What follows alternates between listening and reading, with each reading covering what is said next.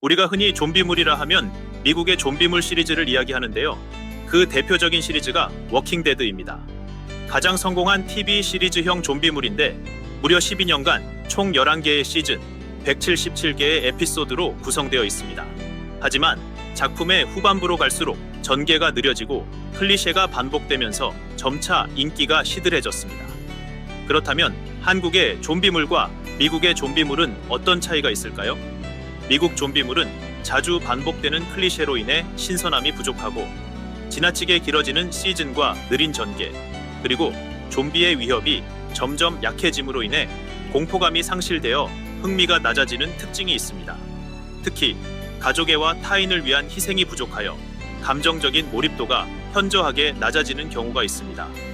반면 한국 좀비물은 독창적인 설정이 뛰어난데 단순한 감염이 아니라 조선시대, 고등학교, 기차 등 한국적인 요소를 녹여 차별화하였으며 생존만이 아니라 가족, 사랑, 희생, 계급 문제 등을 함께 다루어 감성적인 스토리가 뛰어납니다. 또한 빠른 전개, 현실적인 액션, 강렬한 연출, 그리고 뛰어난 연기로 해외 팬들에게 큰 호평을 받았습니다. 특히 느릿느릿 걷는 좀비물과 달리 한국형 좀비는 뛰어난 달리기 실력으로 인해 그 공포감이 타 좀비물과 달리 충격으로 다가옵니다. 대표적인 한국형 좀비물 부산행에서의 좀비는 인간보다 더 빠르게 돌진하며 빛에 의존하여 물리면 10에서 20초 내 변이가 될 정도로 감염 속도 극도로 빠릅니다. 또한 무리를 지어 공격하며 강한 힘을 가지고 있습니다. 그리고 2019년부터 2021년까지 방영된 한국 최초의 넷플릭스 오리지널 드라마 킹덤이 있습니다. 전 세계 190개국에서 독창적인 스토리로 큰 인기를 받았는데요. 넷플릭스 글로벌 탑 콘텐츠 선정, 미국, 유럽에서 최고의 K-좀비 드라마라는 평가를 받은 킹덤은 한국 전통 시대극과 좀비물을 결합한 드라마로 조선시대를 배경으로 정치적 음모와 좀비 아포칼립스가 결합된 긴장감 넘치는 스토리를 선보입니다. 좀비물과 학원물이 결합, 넷플릭스 역대 K 콘텐츠 중 최단 기간 탑10에 진입하고 넷플릭스 글로벌 탑10, 91개국 1위를 달성한 지금 우리 학교는이라는 시리즈는 팬들이 시즌2를 애타게 기다리고 있습니다. 이렇듯 한국형 좀비물 시리즈는 기존의 클리셰를 반복하지 않고 독창적이고 뛰어난 연출과 스피디한 전개로 많은 호평을 받고 있습니다. K-드라마는 이제 아시아를 넘어 전 세계적으로 큰 영향력을 가진 콘텐츠 산업으로 자리 잡았습니다. 넷플릭스, 디즈니 플러스, 애플 TV 플러스 등 글로벌 OTT 플랫폼들이 K-드라마에 막대한 투자를 하고 있으며 한국 드라마는 다양한 장르와 독창적인 스토리텔링으로 세계적인 팬층을 확보하고 있습니다. 이렇게 한국 콘텐츠는 세계적으로 인정받고 있지만 국내 OTT 플랫폼들은 글로벌 OTT와 경쟁에서 어려움을 겪고 있는 것 또한 현실입니다.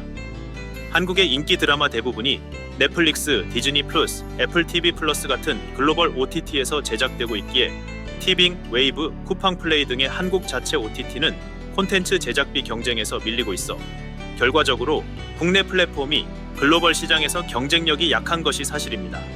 이러한 위기를 극복하고자 이번에 쿠팡 플레이에서 새로운 좀비 시리즈를 방영하는데요. 뉴토피아가 그 주인공입니다. 2월 7일 방영을 앞둔 뉴토피아라는 총 8부작 시리즈로 한산군 작가의 소설 인플루엔자를 원작으로 하고 있으며 박정민과 지수는 영화 천박사, 퇴마연구소, 설경의 비밀에서 이미 호흡을 맞춘 적이 있는데 이 드라마가 그들에게는 두 번째 같이 출연하는 작품입니다.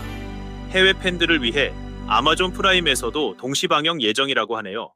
뉴토피아는 배우 박정민이 군인 역할로, 지수가 그의 오랜 여자친구인 영주 역할로 몇 년간 함께 지내고 헤어지는 이야기를 다룹니다.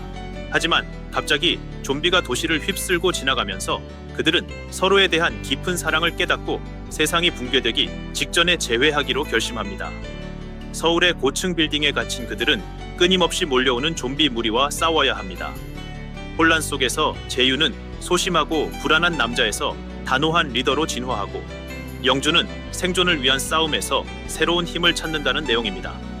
이 시리즈에서 여주인공 역할을 맡은 지수는 블랙핑크의 멤버로 2023년 3월 발표한 솔로 데뷔곡 꽃으로 스포티파이 6위, 영국 오피셜 싱글 차트 38위 등 우수한 성적을 거두었습니다. 최근에는 두 번째 솔로 앨범 아모르타주를 2025년 2월 14일 발매할 예정이며 팬들의 기대를 모으고 있습니다.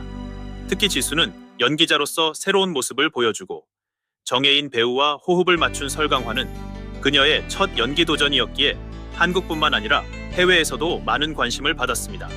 그러기에 벌써부터 해외 언론의 반응이 뜨겁습니다.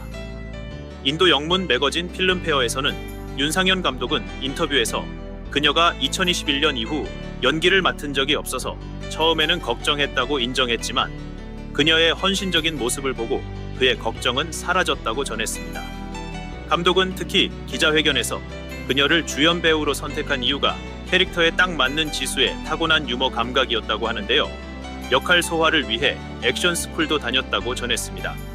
또 다른 인도의 엔터테인먼트 사이트 핑크빌라에서는 블랙핑크 지수와 박정민이 주연을 맡은 유토피아는 2025년 가장 기대되는 K-드라마 중 하나라며 이 좀비 시리즈는 액션이 가득한 스릴러일 뿐만 아니라 로맨스와 판타지 요소도 섞여 있다고 전했습니다. 그리고 빌보드 필리핀어판에서는 이 시리즈는 장르를 혼합하여 전통적인 로맨스 스토리의 한계와 좀비 테마 프로젝트의 생존 측면을 엮어낼 예정이라고 전했습니다. 이 기사에서 감독은 그녀의 캐릭터에 대해 그 캐릭터는 유머 감각이 내재되어 있고 지수 자신도 엄청나게 유머러스하다고 전하며 신체적으로 힘든 일임에도 불구하고 웃는 얼굴로 강렬한 액션 장면을 헤쳐나간 지수에게 박수를 보낸다고 전했습니다. 사우나 차이나 모닝포스트에서는 2025년 2월에 반드시 시청하여야 할 9개의 K-드라마를 소개하며 유토피아를 그 첫 번째로 소개하기도 하였습니다. 최근 큰 인기를 얻고 있는 중증 외상센터부터 2025년은 또 어떤 K-드라마가 해외 팬들로부터 인기를 얻을지 큰 기대가 됩니다. 새로운 좀비물의 탄생으로 다시 한번 K-좀비물이 전 세계적으로 큰 인기를 얻기를 바랍니다. 감사합니다.